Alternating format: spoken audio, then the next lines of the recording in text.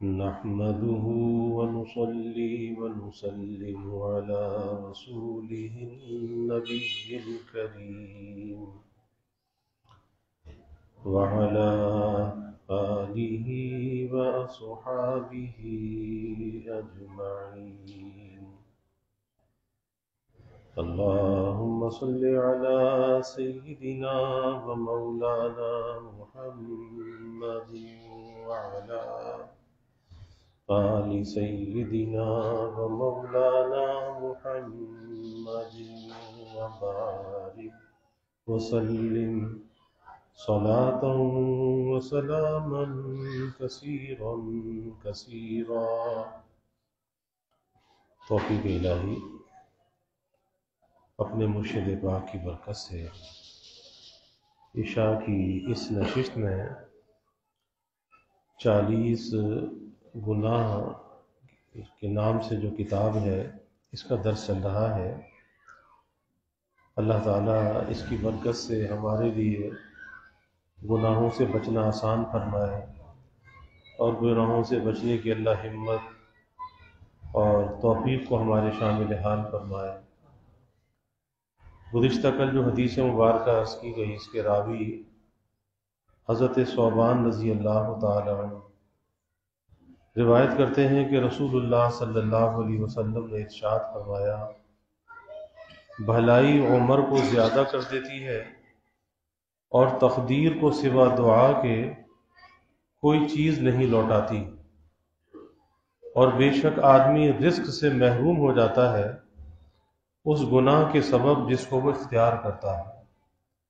3 باتیں کل اس پر تفصیل سے عرض کیا گیا کہ نیکی سے انسان کی جو عمر ہے وہ کس طرح سے بڑھتی ہے. کبھی حقیقتاً بڑھ جاتی ہے، کبھی زندگی کارآمد ہو جاتی ہے، تھوڑی عمر میں آدمی زیادہ کام کر کے چلا جاتا ہے، زندگی کی برکت اسے مل جاتی ہے، پھر وہ زندگی نیکی کے ساتھ گزر جاتی ہے. نیکی کے ساتھ گزر جانا یہ بھی زندگی کی برکت ہے، اس کی زندگی میں برکت ہے، نیک اعمال ہے، تو گویا کہ اس کی زندگی کو اللہ نے زیادہ کر دیا، عمر کو بڑھا دیا.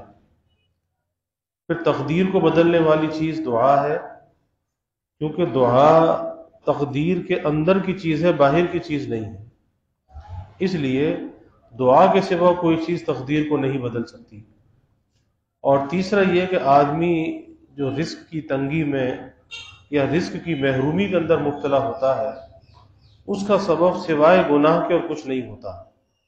بس اپنا گناہوں کو چھوڑ دے اور اپنا معاملہ اللہ کے ساتھ صاف کر لے، یعنی اللہ سے صلح کر لے، نیکی کی زندگی اختیار کر لے، اللہ کو راضی کر لے، اللہ رحمت اور برکت کے دروازوں کو کھول دے گا.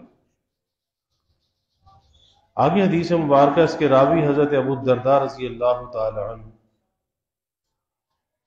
روایت کرتے ہیں کہ رسول اللہ صلی اللہ علیہ وسلم نے فرمایا کہ اللہ تعالیٰ فرماتے ہیں کہ میں اللہ ہوں. اللہ کہتا ہے، حدیث قدسی ہے، میں اللہ ہوں، میرے سوا کوئی معبود نہیں ہے، میں بادشاہوں کا مالک اور بادشاہوں کا بادشاہ ہوں،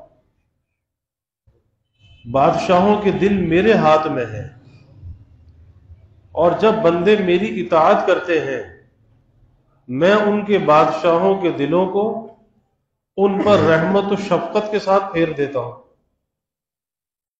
اور جب بندے میری نافرمانی کرتے ہیں تو میں ان بادشاہوں کے دلوں کو غضب اور سزا کے ساتھ پھیر دیتا ہوں،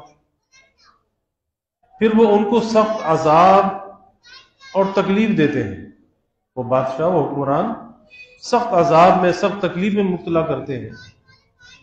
ایسے وقت میں تم اپنے حکمرانوں کے خلاف بد دعا میں مشغول ہونے کی بجائے میری یاد اور میری طرف گڑ گڑانے میں مشغول ہو جاؤ. میں تمہارے بادشاہوں کو کافی ہو جاؤں گا اور ان کے دل نرمی کی طرف پھیر دوں گا. جیسے حدیث میں آتا ہے نا، جیسے تمہارے اعمال ویسے تمہارے حکمران. اور حدیث کے الفاظ تو یہ ہیں کہ اعمالکم عمالکم، کہ تمہارے جو اعمال ہیں وہی تمہارے حکمران ہیں. اب ہمیں حکمران برے تو نظر آتے ہیں، اکثر لوگ حکمرانوں کی برائیاں کرتے ہوئے نظر آتے ہیں، لیکن یہ نہیں دیکھتے کہ یہ مسلط کیسے ہوئے، یہ جو مسلط ہوئے کس طرح سے ہوئے۔ ظاہر ہے کہ ہم نے انہیں مسلط کیا نا، ہم نے ووٹ دیا۔ اب ہم نے ایسے بروں کو کیوں مسلط کیا، ایسے کو کیوں پسند کیا؟ اس لیے کہ ہم خود خراب ہیں، ہم خود گنہگار ہیں، ہم کون سے پارسا ہیں۔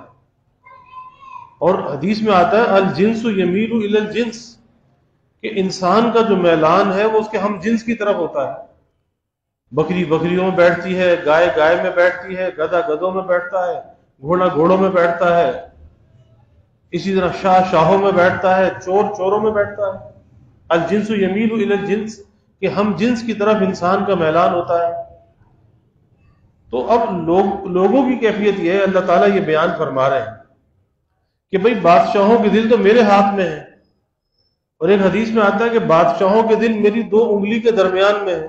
یہ بھی حدیث میں آتا ہے کہ میری 2 انگلیوں کے درمیان میں ہے، کہ جب بندے میری نافرمانی کرتے ہیں میں ان کے دلوں کو سختی کی طرف، عذاب کی طرف پھیر دیتا ہوں، پھر وہ اپنی عوام پر، رعایا پر سختی کرنے لگتے ہیں۔ اور جب بندے میری اطاعت کرتے ہیں تو میں ان کے دلوں کو نیکی کی طرف پھیر دیتا ہوں، نرمی کی طرف پھیر دیتا ہوں، شفقت ان کے دلوں میں ڈال دیتا ہوں، پھر وہ اپنی رعایا کا خیال کرنے والے ہوتے ہیں۔ تو آج مسئلہ یہ نہیں ہے کہ ہمارے حکمران کیسے ہیں، یہ مسئلہ نہیں ہے، مسئلہ یہ ہے کہ ہم کیسے ہیں، ہم کیسے ہیں۔ اور یہ ہماری بہت بڑی غلطی ہے کہ ہم سارا ملبہ، ساری خرابیوں کا ملبہ حکمرانوں پر ڈال کر اپنے کو بجو ذمہ سمجھنے لگتے ہیں، اور پھر کیفیت یہ ہوتی ہے کہ ہم سمجھتے ہیں کہ بھئی ہم تو بڑے معصوم ہیں اور ہم تو بڑے مظلوم ہیں، معصوم بھی ہیں اور مظلوم بھی ہیں، اور یہ سارا جو ظلم کر رہے ہیں نا یہ ہمارے حکمران کر رہے ہیں۔ اور اللہ تعالیٰ کیا فرما رہے ہیں کہ ایسا نہیں، ایسا نہیں، کیونکہ ان کے دل تو میرے قبضے میں ہیں، میرے ہاتھ میں ہیں۔ جب تم میری اطاعت کرو گے میں ان بادشاہوں کے دلوں کو محبت اور شفقت کے ساتھ تمہاری طرف پھیر دوں گا۔ تو ہمیں اپنے کو قصوروار سمجھنا چاہیے، اپنے کو مورد الزام ٹھہرانا چاہیے کہ بھائی ہماری شامت اعمال ہے، اور یہ جتنی بھی خرابی نظر آتی ہے ہماری شامت اعمال کا نتیجہ ہے کہ ایسے برے حکمران مسلط ہیں۔ اگر ہم اپنے آپ کو بدل لیں گے اللہ حکمرانوں کو بدل دے گا، اگر یہی حکمران بھی رہے اللہ ان کے دلوں میں نیکی ڈال دے گا، ہدایت ڈال دے گا، کیونکہ نیکی کا دلوں میں ڈالنا، ہدایت کا دلوں میں ڈالنا، ہدایت کی طرف دلوں کا مائل کر دینا، یہ تو اللہ کے قبضے میں ہے نا۔ تو اللہ ہدایت کی طرف ان کے دل پھیر سکتا ہے، لیکن یہ کسی مسئلے کا حل نہیں ہے کہ بس اپنے حکمرانوں کو برا کہو، گالیاں دو اور اپنے کو پارسا سمجھ کر، مظلوم سمجھ کر بیٹھ جاؤ۔ تو اس طرح تو کبھی بھی حالات سدھرنے والے نہیں، حالات بدلنے والے نہیں۔ کہ یہ جو حکمران پہنچتے ہیں یہ افسران پہنچتے ہیں، افسران بالا، کہتے ہیں نا آج ہی ملک کے اندر کرپشن بہت زیادہ ہے، تو بھائی ہمارے معاشرے کا حصہ ہے نا وہ لوگ بھی، کوئی آسمان سے تو آئے نہیں ہیں، ہمارے معاشرے کا حصہ ہے، اسی معاشرے سے وہ گئے ہوئے ہیں۔ اگر ہم اصلاح معاشرہ کے اندر لگ جائیں، افراد سازی کے اندر اگر ہم لگ جائیں، ہم فرد کی اصلاح کی طرف توجہ کریں، کیونکہ فرد کے درست ہونے سے افراد درست ہوتے ہیں، اور افراد کے درست ہونے سے معاشرہ درست ہوتا ہے۔ تو اگر ہم افراد سازی میں لگ جائیں، فرد کی اصلاح میں لگ جائیں، تو یہ آگے جانے والے سب ہمارے بھانجے بھتیجے ہوں گے نا، ہمارے رشتہ دار ہوں گے، ہمارے محلے پڑوس کے ہوں گے، یہ بھی ٹھیک ہو جائیں گے۔ لیکن ہم اس طرف آتے نہیں، ہم اس طرف نہیں آتے۔ اور کیفیت یہ ہے کہ آج ذہنی طور پر انسان اتنا کرپٹ ہو چکا، خراب ہو چکا، کہ جس کو دیکھو کہتا ہے جی سرکار کی نوکری چاہیے۔ نوکری کون سی چاہیے؟ سرکار کی چاہیے۔ ارے بھائی اپنا کاروبار کر لو، اللہ نے کاروبار میں برکت رکھی ہے، رزق حلال میں برکت ہے، اور اگر امانت دار تاجر ہے، نیک تاجر ہے، تو اس امانت دار اور نیک تاجر کا اللہ کے یہاں بڑا درجہ اور مقام ہے۔ کہ حدیث میں آتا ہے کہ امانت دار تاجر قیامت کے دن انبیاء کے ساتھ، صدیقین کے ساتھ، شہداء کے ساتھ اور صالحین کے ساتھ اٹھایا جائے گا۔ کتنا بڑا درجہ ہے امانت دار تاجر کا۔ لیکن کہتے نہیں سرکاری نوکری چاہیے۔ ارے بھائی سرکاری نوکری کیوں چاہیے؟ اس لیے چاہیے کہ اس میں اوپر کی کمائی زیادہ ہے، اس لیے چاہیے۔ تو جب پہلے سے ہی نیت کے اندر فساد ہے، نیت کے اندر خرابی ہے، تو ظاہر ہے پھر وہاں سے بھلائی کی کیا توقع کی جا سکتی ہے؟ اس لیے فرد کی اصلاح پر توجہ دینی چاہیے، فرد کی، کہ ذات کی اصلاح پہلے ہے، معاشرے کی اصلاح بعد میں ہے، اور افراد سے معاشرہ بنتا ہے، یعنی فرد سے افراد بنتے ہیں، افراد سے معاشرہ بنتا ہے۔ کہ جب انسان تنہا اپنی اصلاح کا فکر کرے گا، اپنے آپ کو درست کرے گا، تو معاشرہ درست ہوتا چلا جائے گا، اور جب نیچے سے معاشرہ درست ہوگا اوپر تک بگاڑ دور ہوتا چلا جائے گا۔ تو اسی کو اللہ تعالیٰ فرماتے ہیں کہ بھائی بادشاہوں کے دل تو میرے قبضے میں ہیں، اور تم بادشاہوں کو گالیاں دیتے ہو، بادشاہوں کو برا کہتے ہو، یعنی اپنے حکمرانوں کو برا کہتے ہو، جبکہ اگر تم میری اطاعت کرو، اللہ تعالیٰ فرما رہے، حدیث قدسی ہے یہ، یعنی حدیث قدسی اسے کہتے ہیں کہ حضور نبی کریم صلی اللہ علیہ وسلم تو ارشاد فرمانے والے ہیں، لیکن ارشاد اللہ کی طرف سے فرما رہے ہیں، کہ اللہ تعالیٰ کہہ رہے ہیں، حضور صلی اللہ علیہ وسلم کی زبان سے وہ الفاظ نکل رہے ہیں، اللہ تعالیٰ کہلوا رہے ہیں۔ تو یہ حدیث قدسی ہے کہ اگر تم میری اطاعت کرو تو میں ان حکمرانوں کے جو دل ہیں محبت اور شفقت کے ساتھ تمہاری طرف پھیر دوں۔ آپ دیکھ لیجئے کہ ہر آنے والی حکومت بجائے سہولت ہونے کے سختیاں بڑھ رہی ہے، بجائے گرانی اور مہنگائی کم ہونے کے گرانی اور مہنگائی بڑھ رہی ہے۔ کس وجہ سے؟ ہمارے اعمال کی وجہ سے، بلکہ ہماری بدعمالیوں کی وجہ سے، کہ ہر آنے والی حکومت پہلے سے بدتر ہوتی ہے، اور اس طریقے سے عوام کو وہ ذبح کرتے ہیں، اس بے رحمی کے ساتھ ذبح کرتے ہیں کہ آپ تصور بھی نہیں کر سکتے کہ اوپر سے وہ راگ الاپ رہے ہوتے ہیں کہ جی ہمیں تو عوام سے جو ہمدردی ہے، ایسی ہمدردی تو کسی کو بھی نہیں ہے۔ یعنی ایک طرف زبان پر میٹھی میٹھی باتیں ہوتی ہیں، اور ادھر سے ان کے فیصلے بول رہے ہوتے ہیں۔ وہ فیصلے کیسے ہوتے ہیں کہ بجلی مہنگی، گیس مہنگا، پیٹرول مہنگا۔ اب یہی تو چیزیں، ساری توانائی جس سے ملتی ہے، انرجی جب ساری مہنگی ہو گئی، دنیا کی ہر چیز مہنگی ہو جائے گی۔ تو کس وجہ سے؟ اب ہم یہ کہیں کہ ہم حکمران غلط ہیں؟ نہیں، اس میں قصور ہمارا ہے کہ ہم غلط ہیں، کیونکہ ہم نے اپنے آپ کو درست نہیں کیا۔ اگر فردن ہر انسان اپنے آپ کو درست کرتا تو یہ اوپر جانے والے بھی اچھے انسان ہوتے، اور جب وہ اچھے ہوتے تو اچھے فیصلے کرتے۔ آج وہ برے فیصلے کر رہے ہیں، وہ برے فیصلے آج عوام کے لیے اذیت اور تکلیف کا سبب بنے ہوئے ہیں۔ تو اس لیے اللہ تعالیٰ فرماتے ہیں کہ میں بادشاہوں کا بادشاہ اور بادشاہوں کا مالک، میں معبود، میں اللہ، میرے سوا کوئی معبود نہیں، کہ جس کی معبود کسے کہتے ہیں؟ جس کی عبادت کی جائے، اور ظاہر اللہ کے سوا کوئی معبود نہیں ہے۔ عبادت کے لائق اگر کوئی ذات ہے، ہستی ہے، وہ اللہ رب العزت کی ذات ہے۔ تو بادشاہوں کے دل میرے ہاتھ میں ہے۔ جب بندے میری اطاعت کرتے ہیں، اب اس چیز کو سوچنا چاہیے کہ ہم اللہ کی اطاعت کتنی کرتے ہیں اور ہم اللہ کی نافرمانی کتنی کرتے ہیں۔ اگر ہر انسان اپنی زندگی کے اندر جائزہ لے، اس کی زندگی میں اللہ کی اطاعت کا حصہ کم ہے، اللہ کی نافرمانی کا حصہ زیادہ ہے، اور جب نافرمانی کا حصہ زیادہ ہے تو پھر ایسے ہی حکمران ملیں گے، ایسے ہی حاکم، ایسے ہی بادشاہ ملیں گے، کیونکہ ہمارے اندر نافرمانی کا حصہ زیادہ ہے نا، اور ہماری نیکیوں کا حصہ کم ہے۔ لیکن اللہ تعالیٰ فرماتے ہیں کہ جب بندے میری اطاعت کرتے ہیں، اطاعت کسے کہتے ہیں؟ کہ خالی نماز پڑھنا اطاعت نہیں ہے، نماز بہت بڑا فریضہ ہے، لیکن مکمل دین نماز نہیں ہے۔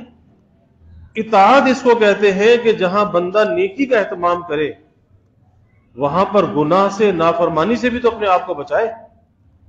اب ایک طرف تو نیکی کر رہا ہے اور دوسری طرف گناہ سے اپنے آپ کو نہیں بچاتا، تو ظاہر سی بات ہے کہ اس کے گناہ جو ہے اس کی نیکی کے نور کو ختم کر دیتے ہیں، اور وہ نیکی کا جو نور ہے وہ ظلمت کے اندر بدل جاتا ہے، کیونکہ گناہوں کی وجہ سے۔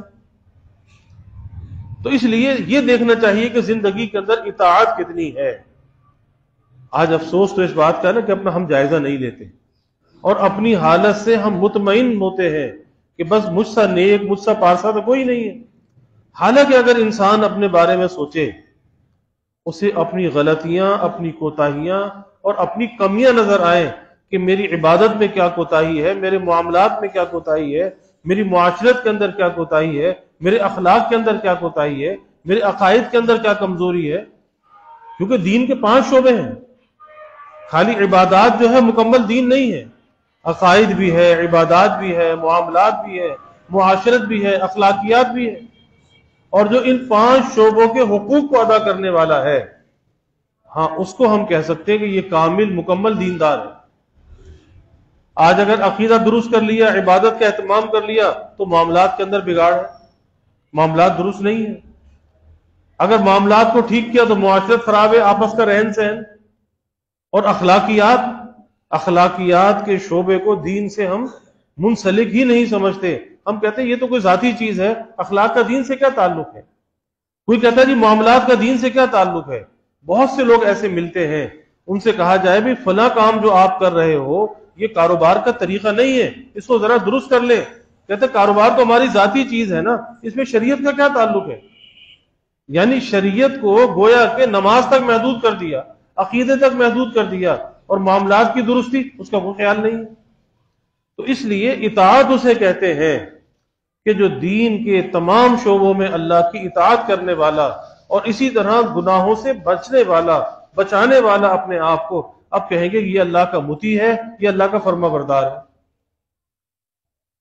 تو فرماتے ہیں جب میری بندے اطاعت کرتے ہیں، میں ان کے بادشاہوں کے دلوں کو ان پر، یعنی اس مخلوق پر، اس عوام پر رحمت، شفقت اور محبت کے ساتھ پھیر دیتا ہوں، اللہ یہ کہتا ہے۔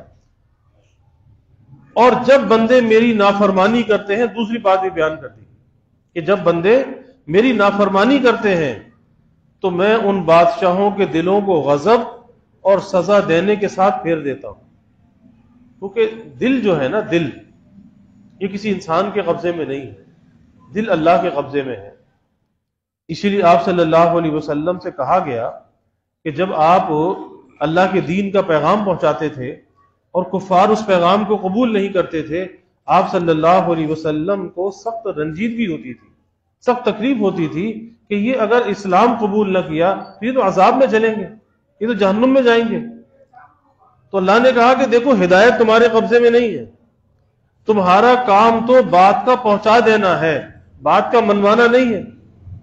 ہاں ہدایت ہمارے قبضے کے اندر ہے، ہم جسے چاہیں ہدایت دیں۔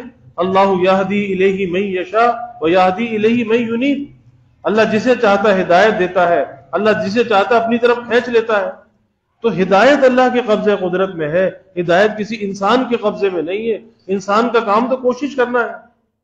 آگے دلوں کا پھیرنا، دلوں کے اندر محبت کا آ جانا، نفرت کا دور ہو جانا، دلوں سے کفر کا نکل جانا، ایمان کا آ جانا، دل نیکی کی طرف مائل ہو جانا، گناہ کی نفرت کا دل میں آ جانا، یہ سب اللہ کے قبضے میں ہے کہ یہ میلانات انسان کے اندر کیا ہے۔ تو جب بندے میری نافرمانی کرتے ہیں، میں ان بادشاہوں کے دلوں کو غضب اور سزا کے ساتھ پھیر دیتا ہوں، پھر وہ ان کو سخت عذاب کی تکلیف دیتے ہیں۔ آپ دیکھ لیں آج کل ہمارے ملک کے حالات کیا ہے، کتنی سخت عوام تکلیف کے اندر ہے، اور مہنگائی ہے کہ رکنے کا نام نہیں لے رہی، لوگوں کا گزر بسر مشکل ہو چلا، لیکن مہنگائی ہے کہ بڑھتی چلی جا رہی ہے، اور حکمران ہیں انہیں عوام کی پرواہ نہیں، انہیں اپنی پرواہ ہے کہ وہ حلف تو یہ اٹھاتے ہیں، حلف کیا اٹھاتے ہیں کہ ہم اس ملک کی عوام کے خیر خواہ رہیں گے، ان کا حلف یہ ہوتا ہے، لیکن وہ عوام کے ساتھ، ملک کے ساتھ خیر خواہ نہیں ہوتے، اپنے ساتھ خیر خواہ ہوتے ہیں۔ ساری خیر خواہی، سارے فائدے ان کی ذات کے لیے ہوتے ہیں، عوام کے لیے نہیں ہوتے۔ اور جب حکمران ایسے مسلط ہو جائیں کہ جو عوام کا خیال نہ کرنے والے ہوں، جو اپنی ذات کا مفاد پیش نظر رکھیں، تو پھر کیا ہوتا ہے کہ عوام تک جو حکومتی سہولیات ہیں نا، اس کے جو منافع ہیں وہ عوام تک نہیں پہنچتی۔ اور پھر جب وہ عوام تک نہیں پہنچتی، عوام تک کیا چیز پہنچنی چاہیے؟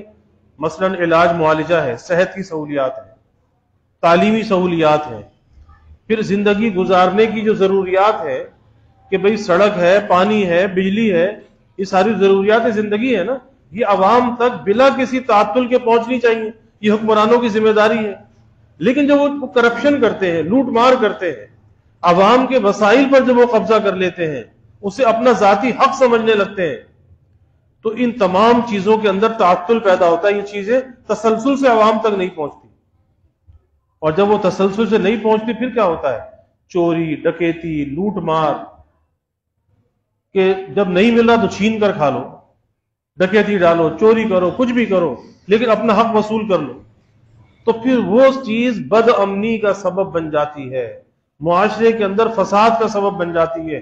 وجہ کیا ہے؟ کہ حکمران غلط مسلط ہے، کہ جن کا اپنا مفاد تو پیش نظر ہے، لیکن ملکی مفاد اور اس ملک میں رہنے والے عوام کا مفاد ان کے پیش نظر نہیں ہوتا۔ تو وہی بات اللہ تعالیٰ فرماتے ہیں کہ یہ برے حکمران مسلط ہوتے ہیں، ارے تمہارے گناہوں کی وجہ سے ہوتے ہیں۔ اعمالکم اعمالکم، کہ جیسے تمہارے اعمال ویسے تمہارے حکمران۔ تو اللہ تعالیٰ فرماتے ہیں کہ جب تم میری نافرمانی کرتے ہو تو میں تمہارے بادشاہوں کے دلوں کو غضب اور سزا کے دینے کے ساتھ پھیر دیتا ہوں، پھر وہ ان کو سخت عذاب کی تکلیف دیتے ہیں۔ عذاب، اب یہ مہنگائی کیا ہے؟ ایک عذاب کی صورت ہے نا، یہ مہنگائی ایک عذاب کی صورت ہے اور مسلط ہے یہ عذاب۔ ایسے وقت میں تم اپنے حکمرانوں کے خلاف بد دعا میں مشغول ہونے کی بجائے میری یاد اور میری طرف گڑ گڑانے میں مشغول ہو جاؤ، یعنی مجھے راضی کرو، حکمرانوں کو بد دعا نہ دو، کیونکہ ان کے دل تو میرے قبضے میں ہے نا۔ جب تم مجھے راضی کر لو گے، جب میرے سامنے گڑ گڑاؤ گے، میرے سامنے تم رو گے، اور جب تم مجھے راضی کرو گے، ارے میں ان کے دل خیر کی طرف پھیر دوں گا، نرمی کی طرف پھیر دوں گا، شفقت کی طرف پھیر دوں گا، ان کے دل تو میرے قبضے میں ہے نا۔ تم میری طرف میری یاد میں گڑ گڑانے میں مشغول ہو جاؤ، میں تمہارے بادشاہوں کو کافی ہو جاؤں گا اور ان کے دل تم پر نرم کر دوں گا۔ اس لیے ہمیں اپنے آپ کو بدلنا چاہیے، اپنے آپ کو بدلنا چاہیے۔ آج ہماری سب سے بڑی کمزوری یہ ہے کہ ہم دوسروں کو تو بدلنا چاہتے ہیں لیکن اپنے آپ کو نہیں بدلتے، جبکہ اللہ نے قرآن میں پہلے کیا کہا؟ یا ایھا الذین آمنوا قوا انفسکم واہلیکم نارا، کہ ذات کی اصلاح پہلے ہے، پہلے اپنے آپ کو دوزخ کی آگ سے بچاؤ، پھر اپنے گھر والوں کو دوزخ کی آگ سے بچاؤ۔ ارے پہلے اپنے آپ کو بچاؤ گے جبھی تو دوسروں کو بچا سکو گے۔ اور اگر تم خود دوزخ کی آگ میں گھسے چلے جاتے ہو، اپنے کو اس کے اندر جھونک رہے ہو، بھلا تم بیوی کی کیا فکر کرو گے، اولاد کی کیا فکر کرو گے، اپنے بھائی کی کیا فکر کرو گے، پڑوسی کی کیا فکر کرو گے؟ تمہیں اپنے آپ کو تم نے نہیں بچایا۔ تو اسی لیے نفس کی اصلاح پہلے ہے اور عالم کی جو اصلاح ہے وہ بعد میں، اور اصلاح جو ہے وہ ذات سے شروع ہوتی ہے، پھر افراد میں منتقل ہوتی ہے، اور افراد جب درست ہوتے ہیں تو معاشرے کے اندر درستی پھیلتی چلی جاتی ہے۔ ترتیب یہی ہے، ترتیب یہی ہے۔ انبیاء علیہ السلام کی ترتیب کو آپ دیکھ لیجئے کہ انبیاء نے اسی ترتیب سے کام کیا کہ سب سے پہلے جس چیز پر محنت کی، افراد سازی پر محنت کی، افراد تیار کیے۔ کیسے کیے؟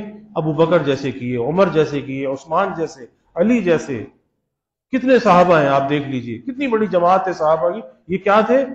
یہ افراد سازی تھی۔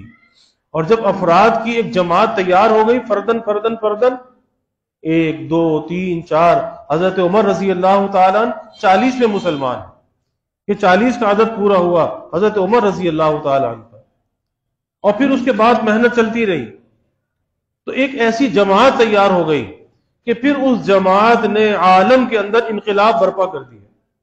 ایک چھوٹی سی جماعت، 1.25 لاکھ کے قریب وہ جماعت ہے، لیکن سارے عالم کے اندر انقلاب برپا کر دیا۔ کس طرح سے کیا؟ کہ پہلے اپنے آپ کو بدلا، اپنے آپ کو بدلا، اور ہر صحابی اپنے نبی کی تعلیمات کا پیکر بن گیا، اس نے اپنے آپ کو مجسم اس سانچے کے اندر ڈھال لیا۔ یہی وجہ ہے کہ جب اپنے آپ کو درست کر لیا، پھر ان کی یہ کیفیت تھی کہ وہ تجارت کے لیے بھی جاتے تھے، ان کی تجارت کو دیکھ کر لوگ کلمہ پڑھ لیتے تھے، ایسے علاقوں میں جاتے تھے ان کی زبان نہیں جانتے تھے، لیکن لوگ ان کے معاملات کو دیکھتے تھے، تجارت کو دیکھتے تھے، ان کی معاشرت اور رہن سہن کو دیکھتے تھے، لوگ بدل جاتے تھے، لوگ بدل جاتے تھے۔ اور آج ہماری کیفیت کیا ہے؟ ہمارے معاملات، ہماری معاشرت کے لوگ ہمیں دیکھ کے دور ہو جاتے ہیں، بجائے اس کے کہ دین کے قریب ہوں اور الٹے دور ہو جاتے ہیں۔